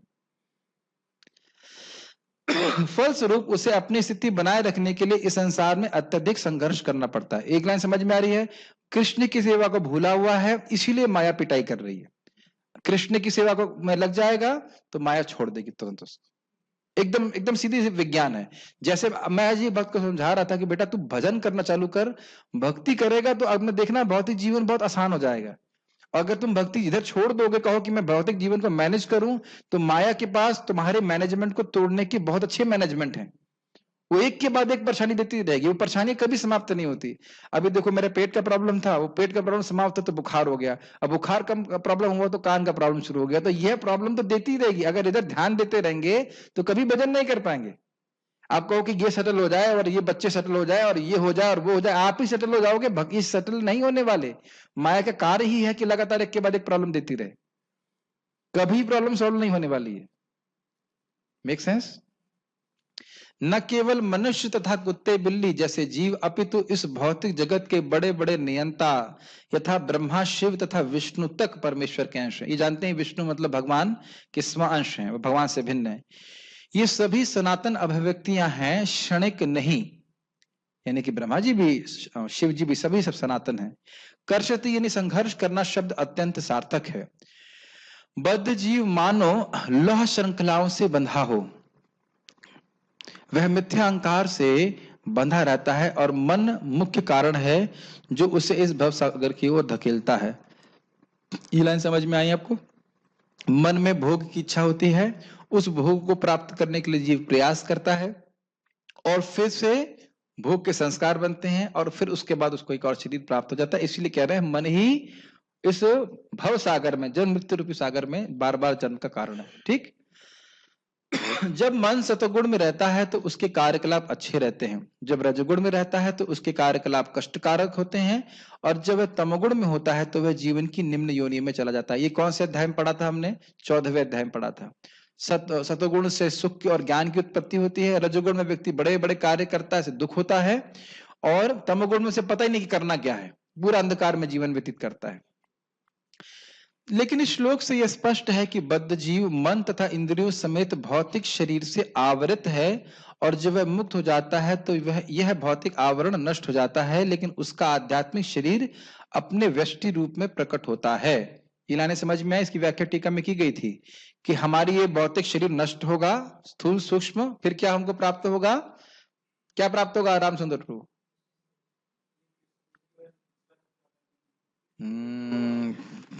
क्या प्राप्त होगा? अगर स्थूल शरीर और सूक्ष्म शरीर नष्ट हो जाएगा तो फिर क्या होगा?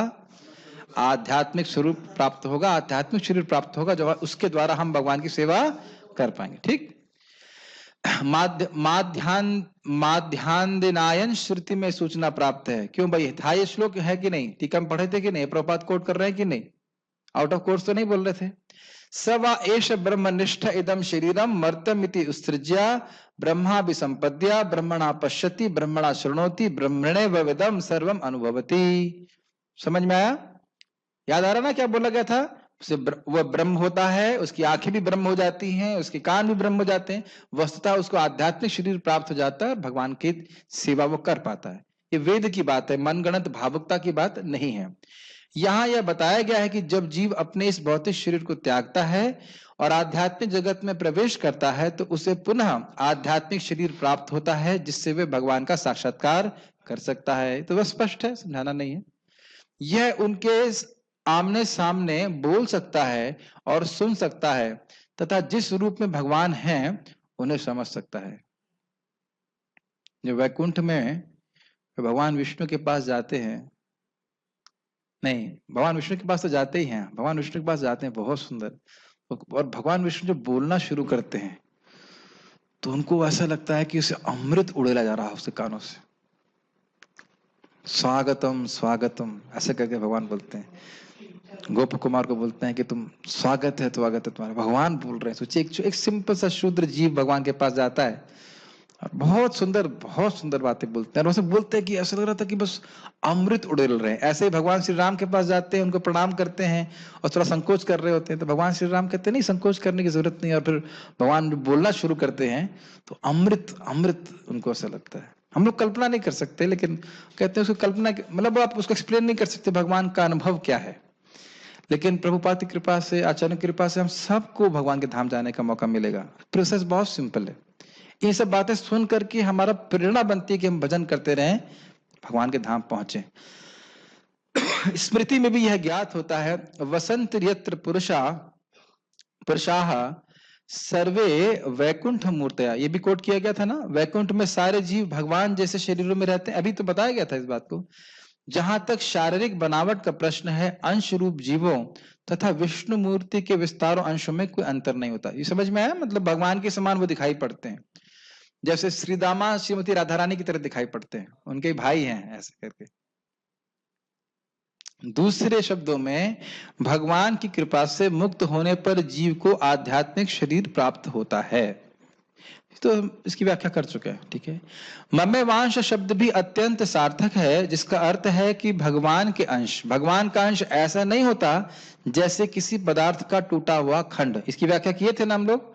ऐसा नहीं कि पत्थर को तोड़ तोड़ करके आपने जो है अंश बना दिया, उस पत्थर की अस्तित्व वह समाप्त हो गया, ऐसा नहीं। हम द्वितीय अध्याय में देख चुके हैं कि आत्मा के खंड नहीं किए जा सकते, उसी प्रकार से भगवान को भी काटा नहीं जा सकता। इस खंड की भौतिक दृष्टि से अनुभूति नहीं हो पाती। यह पदार्थ की भांति नहीं है जिसे चाहो तो कितने ही खंड कर दो और पुनः जोड़ दो। समझ में आ रहा है? पत्थर को आपने तोड़ा फिर ग्लू से चिपका दिया, यह सब नहीं होता। ऐसी विचारधारा यहां पर लागू नहीं होती, क्योंकि संस्कृत के सनातन शब्द का प्रयोग हुआ है। विभिन्न अंश सनातन है, मतलब कि जीव सनातन है। द्वितीय अध्याय के प्रारंभ में यह भी कहा गया कि प्रत्येक व्यक्ति के शरीर में भगवान का अंश विद्यमान है। देहि और अस्मिन् यथा देहे। वह अंश जब शारीरिक बंधन से मुक्त हो जाता है तो वह आध्यात्मिक आकाश में वैकुंठ लोक में अपना आदि आध्यात्मिक शरीर प्राप्त कर लेता है, जिससे वह भगवान की संगति का लाभ उठाता है। एक बात बताना चाहता हूं कि मतलब क्या है इसका। नित्य सिद्धस्य भावस्य प्राकट्यम हृदय साध्यता। हर जीव का भगवान से एक शाश्वत संबंध है, आप जानते हो। तो उस संबंध के अनुसार जिस प्रकार से जीव सेवा करना चाहता है उसको वैसा स्वरूप दिया जाता है। मैं फिर से रिपीट कर रहा हूं, समझिए। जो जीव जिस प्रकार से कृष्ण की सेवा करना चाहता है उसको उस प्रकार का शरीर दिया जाता है। मान लो मेरा स्वरूप मेढक का है। आप कहेंगे अरे और हंसना चालू है, मेढक है प्रभु जी, अरे इसीलिए बहुत टर कर रहे हैं आप। नहीं, अगर मेरी ये इच्छा है कि मेढक के रूप में मैं कृष्ण की सेवा करूं शाश्वत रूप से, तो मैं मेढक रहूंगा।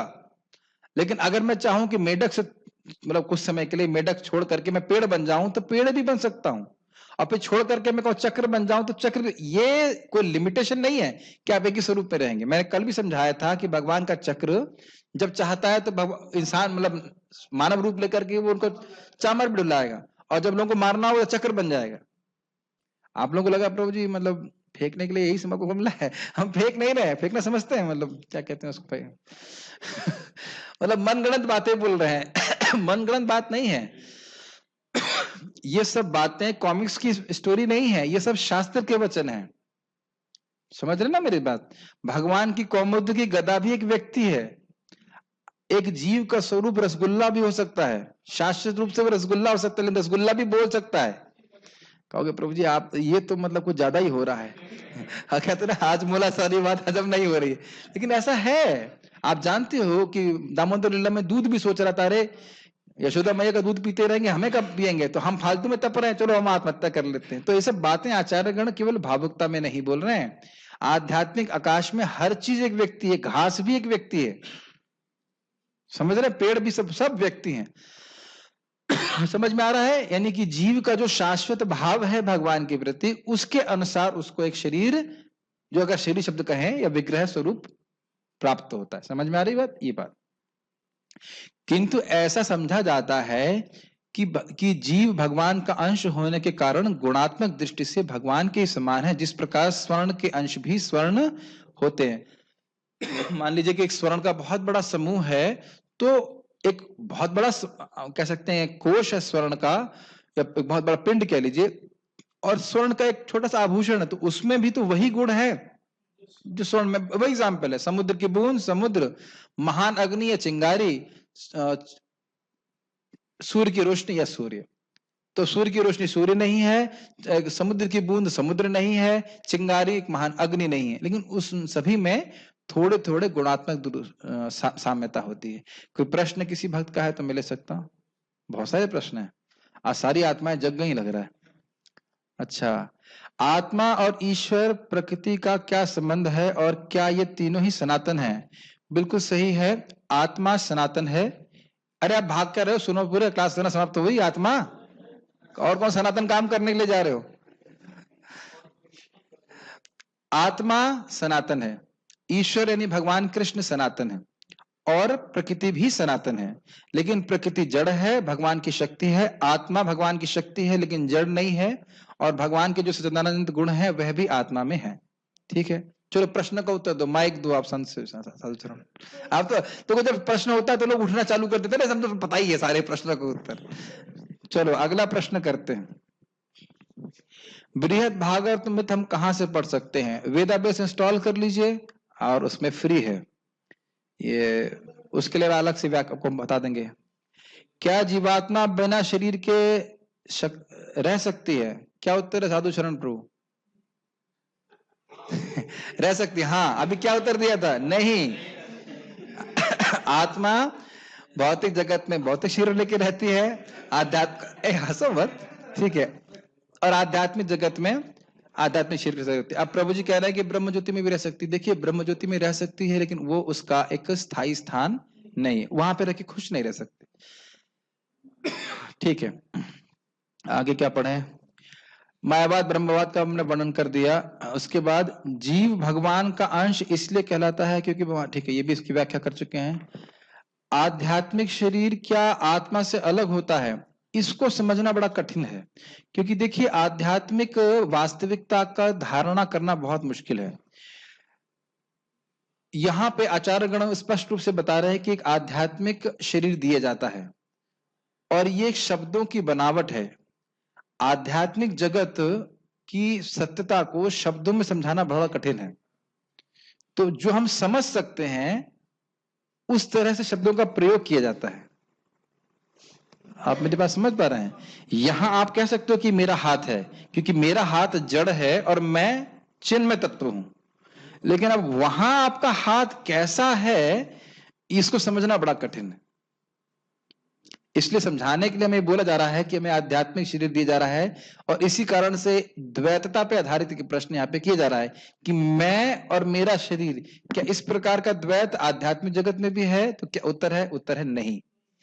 तो फिर ऐसे शब्दों का प्रयोग क्यों कर रहे हैं? क्योंकि भौतिक बुद्धि से हम ऐसे समझ सकते हैं कि आध्यात्मिक शरीर दिया जाता है, वहां का चिन्मय शरीर आत्मा से भिन्न नहीं होता है, वहां पर इस प्रकार का भेद नहीं है कि मैं और मेरा शरीर। लेकिन इसको अनुभव हम तभी कर पाएंगे जब हमको मतलब प्राप्त होगा। ओके, क्या जीव नरक में भी भगवान की सेवा कर सकता है? हाँ, वो उसको अगर भक्त कर रहा है तो वह नरक में जाकर के हरे कृष्णा कीर्तन करके उनका उद्धार कर सकता है।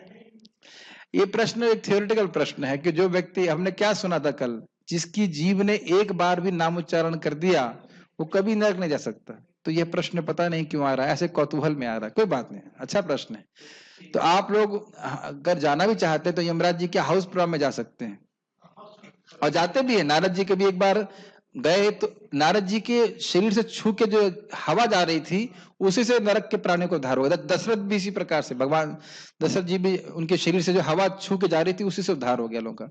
तो हाउस प्रोग्राम के लिए जा सकते हैं, ऐसे कोई दिक्कत नहीं। जैसे कहो कि भक्त लोग जेल जा सकते हैं, हाँ जाते हैं, प्रीचिंग करने जाते हैं, लेकिन अब ऐसा काम नहीं करते हैं कि जेल में जाके रहना पड़े। ठीक है ना? अरे पहले ये प्रश्न पूरा कर लेते हैं। हाँ, ऑनलाइन प्रश्न पूरा कर लेते हैं। क्या स्व अंश भगवान के अंदर से आते हैं? बिल्कुल नहीं। यही मैं समझा रहा था कि ऐसा नहीं सोचना। देखिए, ये थोड़ा समझा देता हूं, शायद नए भक्तों को पता नहीं होगा। देखिए, मैं आप लोगों को यहाँ पे क्लास दे रहा हूं, क्यों? क्योंकि आप लोग मुझसे अलग हैं। हम लोग अलग अलग दिख रहे हैं ना। आप कुणाल तो नहीं हो, कुणाल है, आप कुणाल नहीं है, ये प्रेम कृष्ण है, ये नयानंद है, सब अलग अलग लोग हैं। तो जो विविधताएं दिख रही वो इसलिए दिख रही है क्योंकि अलग अलग जीव अलग अलग शरीरों में उपस्थित है। ये समझाया था ना। लेकिन भगवान इतने चमत्कारी हैं कि भगवान अपने आप को एक ही समय में एक सब जगह विस्तारित कर देंगे और वो एक ही व्यक्ति है। हाँ, मतलब बहुत अद्भुत बात है। भगवान अपने को क्लास दे सकते हैं अगर चाहे तो। जैसे आप देख सकते हैं ब्रह्म विमोहन लीला में भगवान अपने को ही हाँ करें, वही बछड़ा बन गए, वही क्या कहते हैं बच्चे बन गए, वही कृष्ण है, वही सब एक्सपैंड कर लिया और अपने को ही हाँ करें। ये तो चकित करने वाली बात है, isn't it? तो ये जो भगवान के स्वांश हैं, ये सब भगवान ही हैं एक ही समय में। इनको ऐसा नहीं सोचना चाहिए कि उनसे आए हैं निकले हैं, ऐसा नहीं। वह भी भगवान की तरह ही सनातन है। अब क्यों है इसका थोड़ा मुझे समय दीजिए, क्योंकि कुछ जीव भगवान को श्री राम के रूप में ही देखना चाहते हैं, शाश्वत रूप से। कुछ लोग भगवान विष्णु के रूप में देखना चाहते हैं, कुछ लोग वराह के रूप में देखना चाहते हैं। तो इस कारण से भगवान अपने आप को विभिन्न स्वरूपों में विस्तारित करते हैं। लेकिन यह मत सोचिए कि वह किसी समय में करते हैं, वो हमेशा इस प्रकार से रहते हैं। इंग्लिश में क्या, हिंदी में अनुवाद करना पड़ेगा। जब जीव मुक्त हो जाता है तो क्या जीव को अपनी आध्यात्मिक शक्ति अपने आप प्राप्त हो जाती है, जैसे योगियों को सिद्धियां प्राप्त हो जाती हैं? ओके, ये बहुत अच्छा प्रश्न है। मैं बड़ा खुश हूं। क्यों खुश हूं? कि बृहद भागवतमृत से सारे उत्तर धड़ धड़ धड़ धड़ दे सकता हूं मैं। तो वहां स्पष्ट लिखा है, वैकुंठ में जाते ही सारी आध्यात्मिक सिद्धियां जो आप करना चाहते हो वो कर सकते हो। Can you imagine that? जो चाहो करना चाहते हो। मान लो आप कहो कि मैं मतलब मुक्त होने के बाद कि मैं पेप्सी में जॉब करूं, तो कर सकते हैं आप।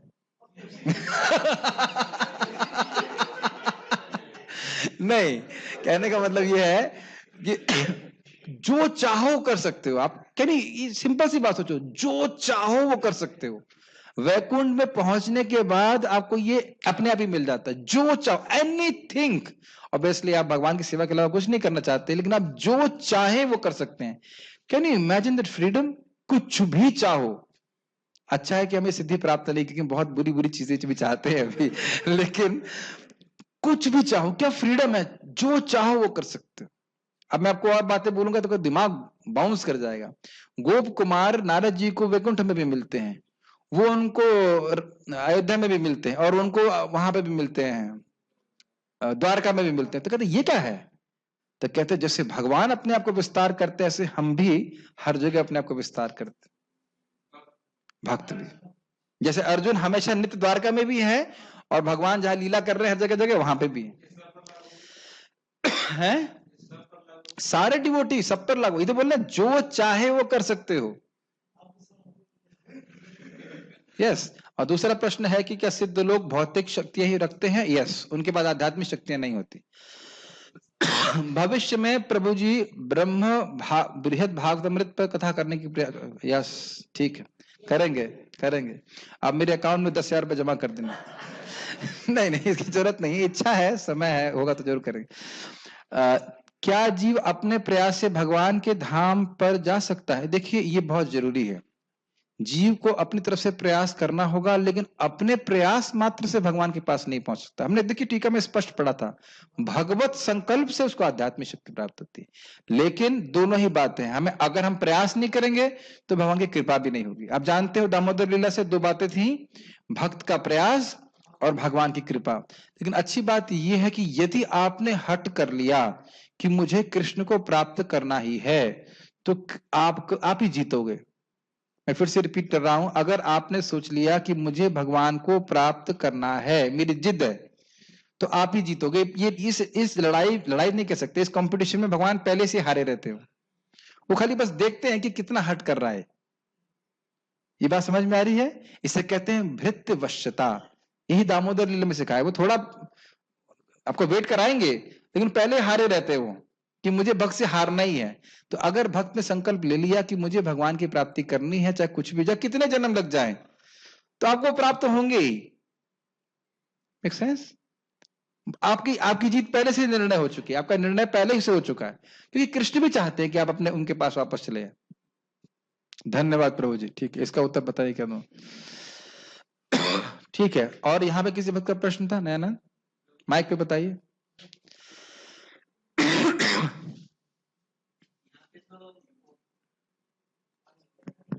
यहाँ पे तो जो शरीर और आत्मा अलग अलग होता है, हाँ, पर आपने कहा वो मैंने पहले सुना नहीं, बहुत अच्छा लगा, इसलिए इसकी और जानकारी चाहिए था।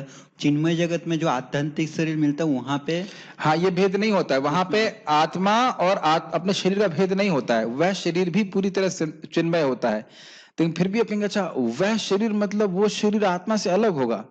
नहीं,